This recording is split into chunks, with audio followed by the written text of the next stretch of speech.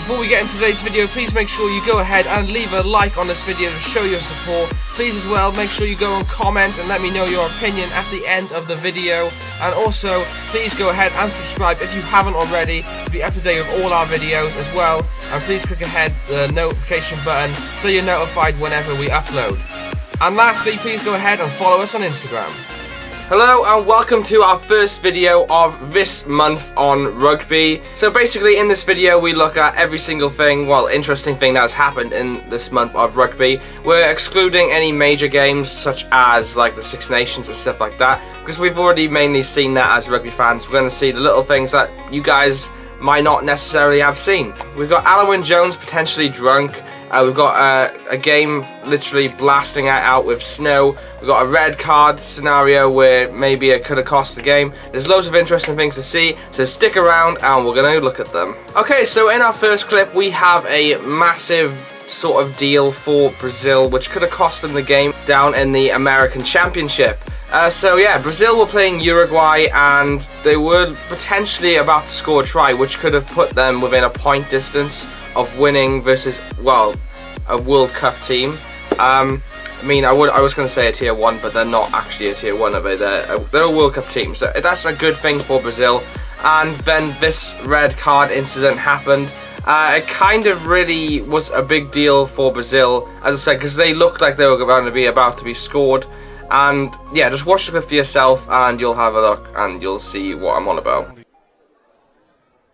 Got direct force with contact is right to the head and neck area. So he's not slipped up. And he definitely acknowledged it. I don't think there was any intent with it, but again, that's the rules. So blue 12 with force to the head and neck area. You agree? So red card for us? Red card. That's what he's saying right now. First and foremost, let's hope Ariel Rodriguez is going to be okay. Took a very hefty hit there from Villaseca. Just 1 second. Just 1 second. No, just 1 second. 12 blue, please. 12. Gaminada calls him out. So, number 10 blue, there's cover tackle, so it's not a penalty try situation. He's made direct force, he's made direct contact with head, with force. But it's a direct contact with head, with force onto the head and neck area. It's a red card for us. Sorry. Villaseca's off the field. Gaminada not thrilled. Villaseca saying it should be a change. No penalty try. So yeah, and personally I felt maybe it should have been a penalty try. I mean, like, I know the rules of the penalty try should have been, was he clearly going to be scoring a try? But that player's high tackle, like, there was going to be a break in the line. And he may or may not have gone on to reach the line. He would have definitely gained yards. And yeah, I mean, personally, I would have said that's a penalty try, because if it's a red card, he wrapped his arm around the neck.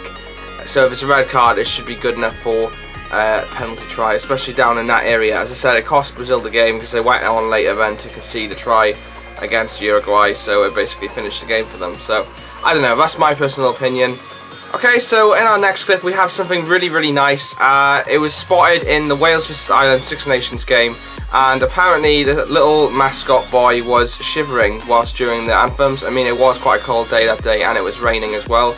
And Alun Jones noticed this and he took off his training jacket and he wrapped it around the boy whilst singing the anthem. And I couldn't actually find the clip of him doing this, I'm afraid, but I managed to get the clip at the end where the little boy is wrapped up in this literally overly sized jacket. It's quite a nice thing to do, and it also shows how gentleman-like the sport of rugby is, and that we don't really tolerate any violence or anything like that, and it's a very respectful game. So, real role model there. Okay, so in our next one we have a clip from the Sevens circuit. So we're going to break away from rugby union for a bit, and we're going to go all the way over to America or Canada. It was one of them. Like, it was being either played in Las Vegas or as the Canadian Sevens. And yeah, this was an absolute amazing trick. As you can see, he's running with the ball and he kicks the ball over and tries to catch it. Obviously, it's a bit of an awkward bounce, and he kicks it the other way, so it starts rolling towards the line, and he boots it back into play, and they go on to score a try. I mean, come on, that is pretty clever. It's amazing footballing skills, especially with a ball that is a bit touch and go where it's going to bounce. So yeah, as a rugby fan, that is like so cool to watch. But yeah, I don't know, I think that was quite cool. David, the golden boot, where is Maradona? Okay, so next up we have something completely different. It's actually pretty cool if you haven't already seen this. We had a Major League Rugby game over in America, which is the American Professional League for rugby now. And obviously, I don't know if you've seen the news lately, but this month we had some really bad snowstorms over in America. And yeah, the Americans went ahead and went and played the rugby game anyway, and look at the conditions of this, guys. It's absolutely insane. I mean, imagine actually playing rugby in this. It would be so much fun, although it would be freezing cold. I mean, imagine like landing on the turf, face down, into the snow. You'd be absolutely freezing, and you'd be soaked as well.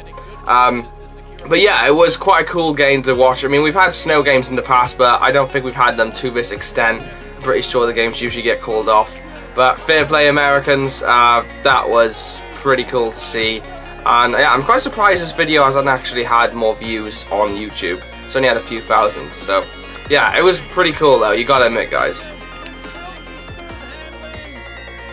Okay, so next up as well, I've already done a video on this, but I thought I'd bring it up again because many of you haven't seen it already. This is from Will Greenwood on Twitter, and he thought that he's had a special trick for rugby to get drop goals easier. So as you can see in the clip here, it's a little training program that he's doing in an empty park. And yeah, I mean, personally, I think like if you let go of the ball and your knee is on the ground as well, I'm pretty sure that's classed as you're not able to play, going by the rules anyway. I have covered that in the previous video, so if you want to see more on that, go ahead and watch that.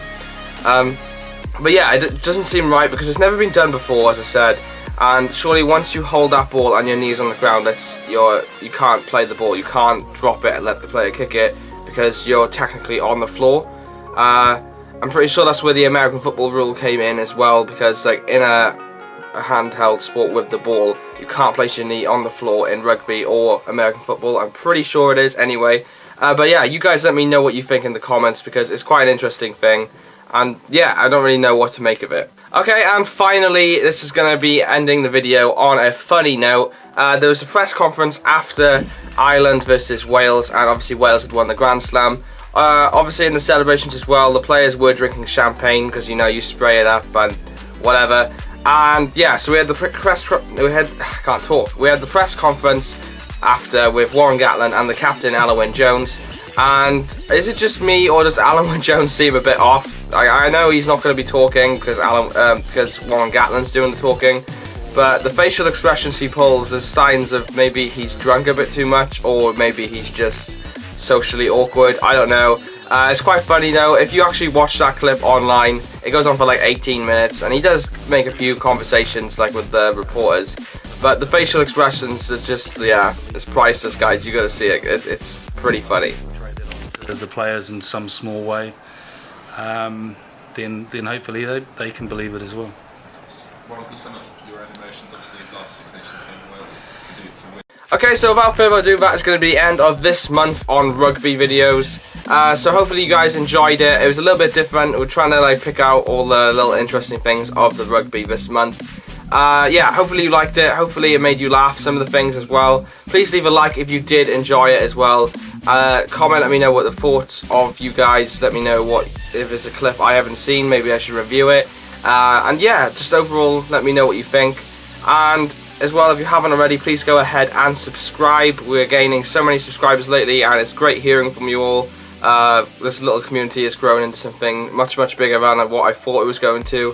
And our target is 1,000 subs, guys, so please keep liking the videos, comments, show your support, share the videos all across social media, click the notification button so you're notified when I upload, and subscribe if you haven't already. We gotta hit 1,000 by at least mid next year. But yeah, as I said, it's been great hearing from all of you, and yeah, I will see you in another upload. Peace out, guys.